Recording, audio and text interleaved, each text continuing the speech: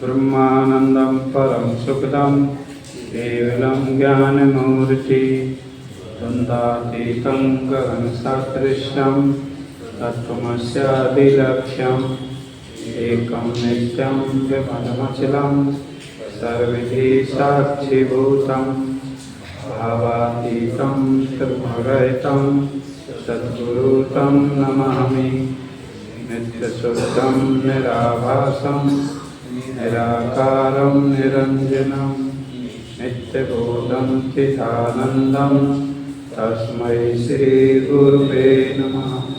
तस्मै श्रीगुरुवे नमः। तस्मै श्रीगुरुवे नमः। सच्चिदानंद भगवान की ज्ञान स्वरूपेश्वर महादेव की हम अभी आपने जो संत महापुरुषों से वचनामृत लाभ प्राप्त किया है, यही वचनामृत आपके देह भाव को निर्वृत्त कर सकता है। संतों की वाणी अज्ञान को ध्वंस करने वाली होती है, इसलिए संतों के प्रति श्रद्धा रखना और उनके कहे हुए वचनों पर ध्यान देना, श्रद्धा के साथ एकाग्रता के साथ उसे श्रवण करना, श्रवण करने के बाद फिर उसका मनन करना। क्योंकि जीवन में बिना श्रवण किए किसी के अध्यास की निवृत्ति नहीं हो सकती। भगवान श्री कृष्ण भी अर्जुन को यही बात समझा रहे हैं जो संत आपको समझा रहे हैं। ऐसा नहीं कि जो भगवान श्री कृष्ण ने अर्जुन को समझाया है उससे अलग आपको संत नहीं समझा रहे। जिस आत्मा का जन्म मृत्यु नहीं होता, बार बार भगवान अर्जुन से कह रहे वही आत्मा तुम्हें। और संत लोग भी आपको यही बतलाते कि तुम जन्मने और मरने वाले नहीं हो। जन्म और मरण किसका है? शरीर का। सुख दुख किसके हैं? मन के। भूख प्यास किसके हैं? प्राण के। आप में तो ये विकार है ही नहीं, इसलिए इन विकारों को अपने में देखना, इससे सिद्ध हो जाता है कि इसे अपने सच्चिदानंद आत्मा का बोध नहीं है। और यदि वो इन विकारों को अपने में नहीं देख रहा, इसका तात्पर्य है कि वो अपने को देह रूप या प्राण रूप नहीं देख रहा। भगवान ने तो इस आत्मा को जनाने के लिए पूरी ताकत लगा दी, अर्जुन के लिए पूरी ताकत लगा दी। कहा था ना अगले रविवार को कि 1,00,000 मंत्र हैं वेद के, 80,000 कर्म कांड के, 16,000 उपासना कांड के, 4,000 ज्ञान कांड के। वेद जब भारी पड़े तो उपनिषद महापुरुषों ने बनाए, और भगवान श्री कृष्ण ने तो वेदों का सार उपनिषदों का सार, पुराणों को सार एक गीता में ही समृद्ध कर दिया है। और याद रखना, जो भगवत गीता है उसे साक्षात नारायण भगवान ने सुनाया है, भगवान ने सुनाया है। वह कोई मनुष्य के द्वारा सुनाई हुई नहीं है, इसलिए उस गीता का हर एक श्लोक नहीं है, मंत्र है। हम उन्हें श्लोक समझ रहे हैं। जिन मंत्रों को समझ करके देह अध्यास रूपी बीमारी की निवृत्ति हो जाती है। भगवान श्री कृष्ण ने कहा कि हे अर्जुन, ऐसा नहीं कि किसी काल में मैं नहीं था या आगे मैं नहीं रहूंगा। ऐसा नहीं हे अर्जुन कि तू नहीं था, तू आगे नहीं रहेगा। ये राजा लोग नहीं थे, ये राजा लोग आगे नहीं रहे। भगवान श्री कृष्ण कह रहे, हे अर्जुन, मैं भी था, तू भी था, ये राजा लोग भी थे। पर यहाँ समझना इस बात को है कि भगवान श्री कृष्ण बहुवचन में एक वचन को लक्षित कर रहे हैं। अभी हम राजा लोग अलग हो गए, अर्जुन अलग हो गए, भगवान अलग हो गए। लेकिन भगवान कह रहे कि आत्म रूप से मैं किसी काल में नहीं था, ऐसा नहीं। मैं आगे नहीं रहूंगा, ऐसा नहीं। आत्म रूप से मैं सदा था। हे अर्जुन, आत्म रूप से तू भी सदा है और आत्म रूप से ये राजा लोग भी सदा है। अब आप देखें कि इतने शरीर हैं, पर इन शरीरों में जो सदा रहने वाला है वो आत्मा है, शरीर नहीं। इसलिए विवेकी पुरुषों की जो दृष्टि है वो आत्मा पे रहती है। आत्मा ही ब्रह्म है, ब्रह्म ही आत्मा है, ऐसा वो समझते हैं।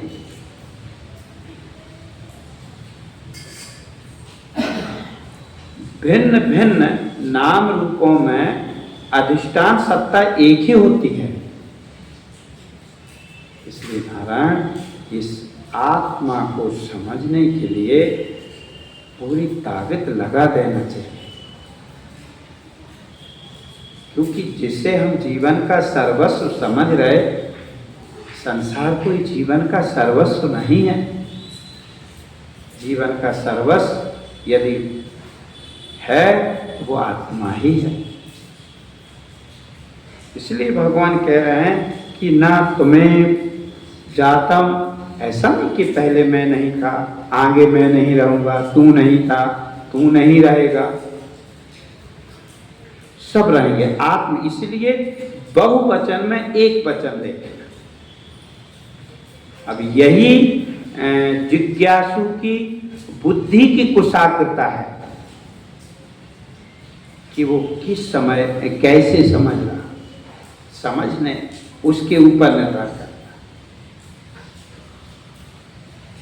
भगवान श्री कृष्ण कह रहे हैं कि अर्जुन, देहिनो आस्मिन यथा देहे कुमारम यौवनम जरा। हे अर्जुन, देह और देही, अब यहां समझना है देही क्या है और देह क्या है। अब भगवान ने कहा कि देह की जो अवस्थाएं हैं वो कुमार अवस्था, यौवन अवस्था और जरा अवस्था यानी वृद्ध अवस्था, ये देह की अवस्थाएं हैं, देही की नहीं। जब ये देही की अवस्थाएं नहीं है तो वो देही कौन है? और जिसकी ये अवस्थाएं हैं, ये देह क्या है, ये मुझे समझना होगा। और भगवान अर्जुन को समझा रहे हैं, भगवान देह और देही को समझा रहे हैं, और भगवान ये भी समझा रहे हैं कि एक अवस्था के नाश हो जाने पर दूसरी अवस्था के उत्पत्ति होने पर आत्मा पहली अवस्था के नाश से नाश नहीं होता और दूसरी अवस्था के उत्पन्न से वह उत्पन्न नहीं होता। अब ये विचार करके देखो, यहाँ विचार करना पड़े। जैसे मान ली जाए देह की कुमार अवस्था है, लेकिन कुमार अवस्था सदा रहने वाली अवस्था नहीं है। कुमार अवस्था नष्ट हो जाएगी, यौवन लग जाएगा, क्योंकि 10 साल से लेके और 16 साल तक तो कुमार अवस्था ही होती है। 17-18 से तो यौवन लग जाता है। कुमार अवस्था नष्ट हो गई, युवा अवस्था की उत्पत्ति हो गई, शरीर की एक अवस्था नाश हो गई, दूसरी अवस्था की उत्पत्ति हो गई। अब यहाँ फिर देखो कि एक अवस्था के नाश से क्या मेरा नाश हुआ, देही आत्मा का नाश हुआ? दूसरी अवस्था की उत्पत्ति से क्या ये आत्मा की उत्पत्ति हुई? अरे जो कुमार अवस्था में होकर कुमार अवस्था को जान रहा था, विकार रहे था, वही यौवन अवस्था में होकर यौवन अवस्था को जान रहा है, विकार रहे थे। यौवन अवस्था आई, उत्पन्न हुई, पर यौवन अवस्था भी ठहरेगी नहीं, नष्ट हो जाएगी, जरा अवस्था आ जाएगी। पर फिर यहाँ विचार करके देखो, जरा अवस्था आई, वृद्ध अवस्था आई, तो जवानी के नाश होने पर, यौवन के नाश होने पर क्या ये जानने वाला जो चेतन है इसका नाश हुआ? और क्या जरा अवस्था के उत्पन्न होने से ये जानने वाला उत्पन्न हुआ? अरे ये जानने वाला, कुमार अवस्था को जानने वाला, युवा अवस्था को जानने वाला, जरा अवस्था को जानने वाला, इन अवस्थाओं के विकारों से वह विकारवान नहीं होता। भगवान श्री कृष्ण तो अर्जुन को ये समझा रहे हैं।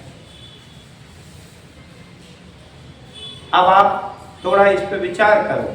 जैसे अर्जुन समझ के, अर्जुन मोह से रहित हो गया था, भगवान श्री कृष्ण का यही संदेश है कि जो इस आत्मा को समझेगा वो जन्म और मृत्यु के बंधन से मुक्त हो जाएगा। आप क्या सोच रहे कि अर्जुन को ही समझाना था?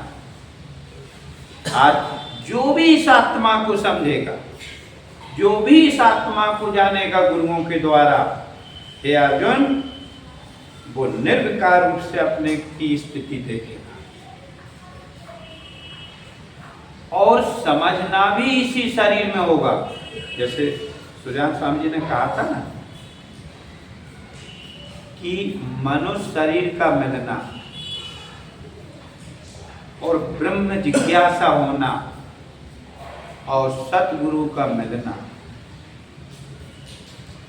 मुझे तो ये लगता है कि सारे तुम्हारे जीवन के पुण्यों का फल ही है। एक तत्वज्ञ महापुरुष की जीवन में प्राप्ति होना और ब्रह्म जिज्ञासा अपने हृदय में होना और मनुष्य शरीर, नारायण, इससे अच्छा जीवन में और तुम क्या प्राप्त करना चाहते हो?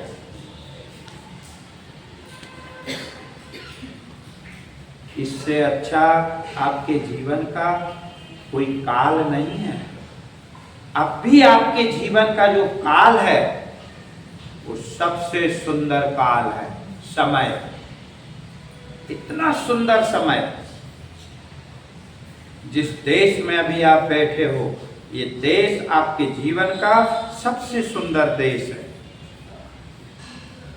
क्योंकि जहां ब्रह्म चर्चा श्रवण करने को मिल रही है, संतों का समागम हो। धन्य घड़ी जब मिला है सत्संगा, नारायण वो समय धन्य होता है जब आपको ब्रह्म चर्चा श्रवण करने को मिले। इसलिए इस आत्मा के जानने के लिए तत्पर हो जाना चाहिए। भगवान श्री कृष्ण तो पूरी ताकत लगा के अर्जुन के ये जो देह अभिमान है इसको छुड़ा रहे हैं, और सतगुरु भी हमेशा अपने जिज्ञासु शिष्य के लिए यही प्रयत्न करते हैं। सच्चा सतगुरु वही कहावे और जहां का जीव कहां पहुंचावे। जीव का जो सच्चिदानंद स्वरूप है, सच्चा सतगुरु तो वही है कि उसके सच्चिदानंद स्वरूप को बता दे। बेचारे वो तो देह भाव में अविद्या के कारण पहले से ही लटके हुए हैं।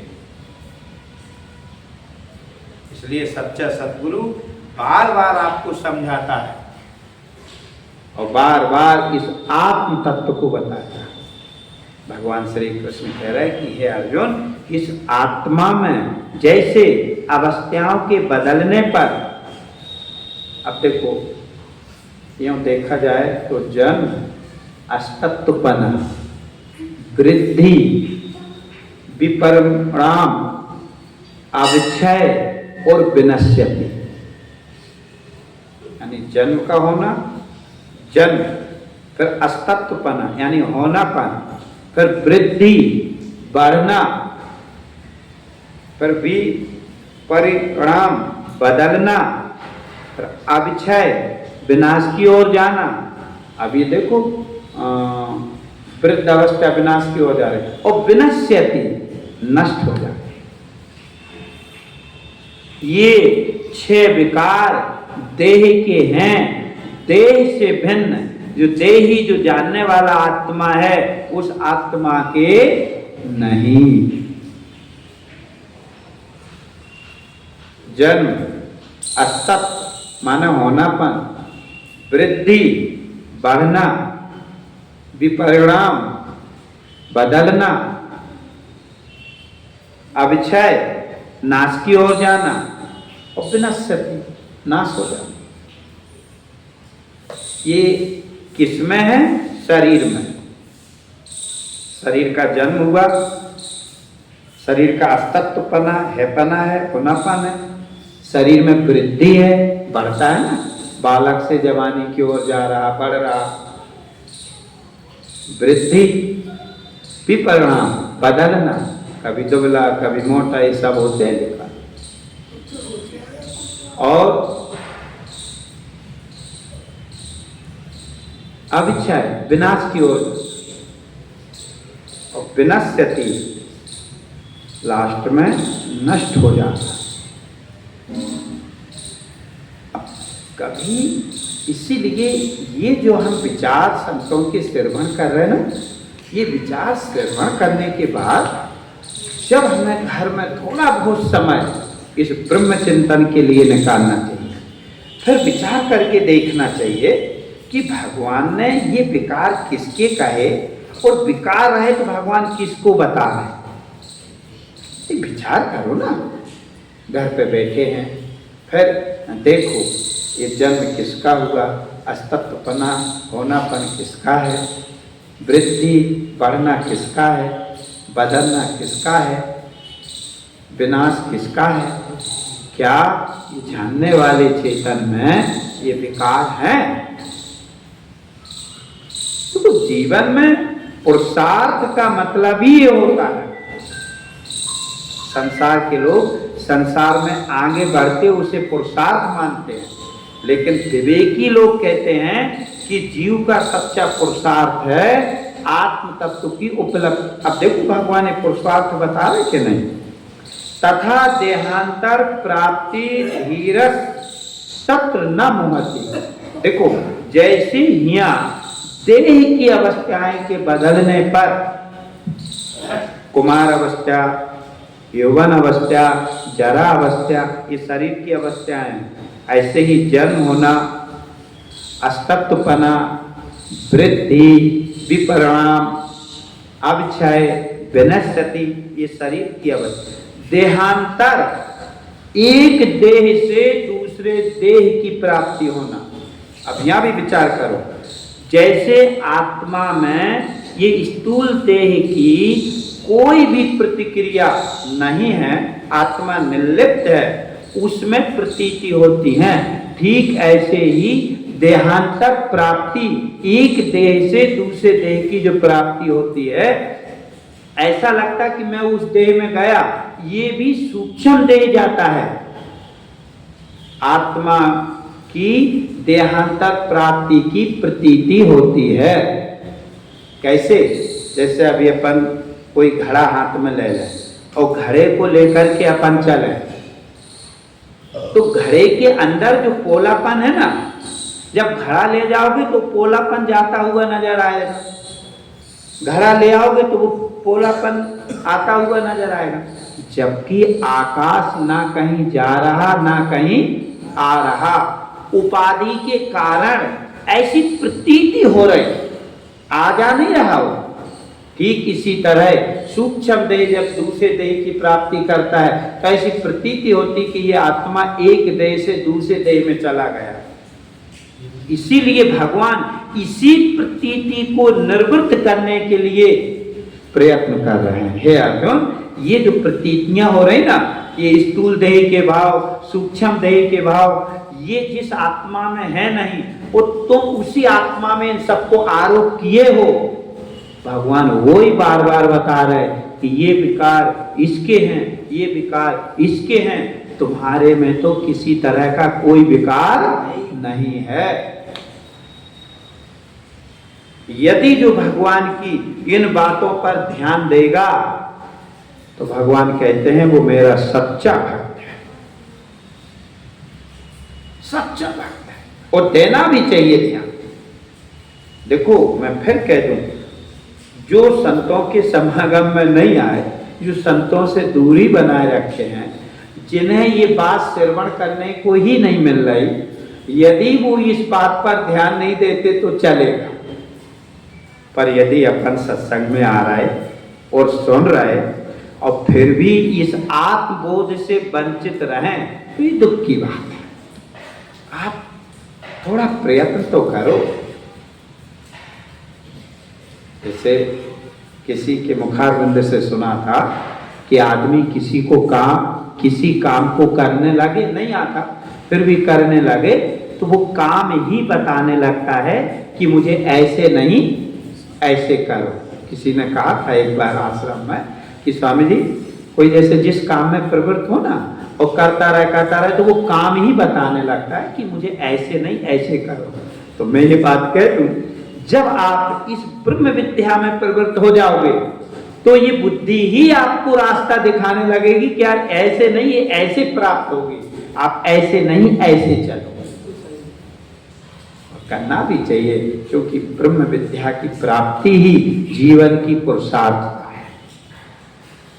इसलिए भगवान श्री कृष्ण कह रहे कि हे अर्जुन, इस आत्म को जान। यानी भगवान प्रयत्न करके उसके देह भाव को हटा रहा है। अच्छा, देह भाव हटेगा तो जो है वही तो रहेगा। तो भगवान कहे देहिनो आस्मिन यथा देहे कुमारम यौवनम जरा तथा देहांतर प्राप्ति धीरस तत्र न मोहति। जो इस अपने आत्म स्वरूप को जान लेते हैं फिर भी मोहित नहीं होते। क्यों मोहित नहीं होते?